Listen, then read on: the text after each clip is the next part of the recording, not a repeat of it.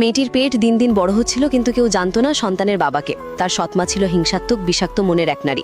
সে চাইতো যে যেভাবেই হোক মেয়েটির গর্ভপাত ঘটানো হোক। এমনকি নিজের অকর্মা ছেলেকেও উস্কে দিয়েছিল মেয়েটির উপর জোর জবরদস্তি করতে।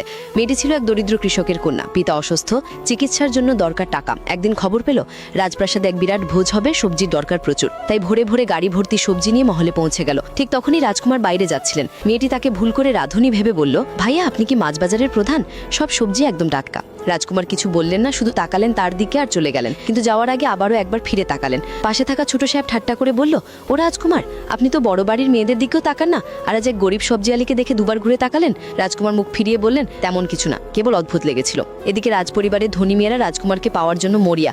তাদের মধ্যে এক ধূর্ত মেয়ে পরিকল্পনা করলো রাজকুমার যখন এই রাস্তা দিয়ে যাবেন সে ইচ্ছে করে তার উপর পড়ে যাবে। কিন্তু ভাগ্য উল্টে গেল। সে গিয়ে ধাক্কা খেল সেই সবজিওয়ালি মেয়েটির সঙ্গে। রাগে সে মেয়েটিকে ঠেলে ফেলে দিল, সব সবজি মাটিতে ছড়িয়ে পড়ল। রাজকুমার সব দেখলেন। যখন সেই ধূর্ত মেয়ে কৃষকের মেয়ের মুখ নষ্ট করতে যাচ্ছিল, রাজকুমার ছুটে এসে মেয়েটিকে বাঁচালেন।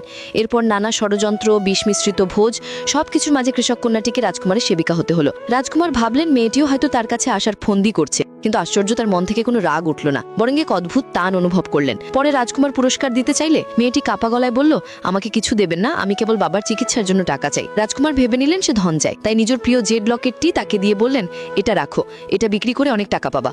8 মাস পরে মেয়েটির পেট বড় হয়ে গেল। সৎমা ও সৎ ভাই তাকে অপমান করতে লাগলো, নির্যাতন করলো।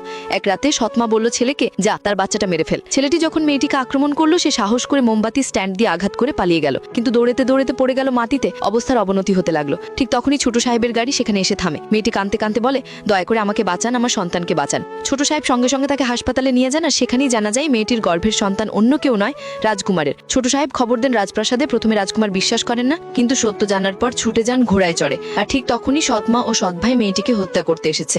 মেয়েটি কাঁদতে কাঁদতে জেড লকেটটা দেখিয়ে বলে, এটা রাজকুমার আমাকে দিয়েছিলেন, দয়া করে আমাকে ছেড়ে দিন। কিন্তু লোভী সৎ ভাই লকেটটা কেড়ে নেয় আর মেয়েটিকে মারতে উদ্যত হয়। ঠিক তখনই রাজকুমার এসে পৌঁছেন।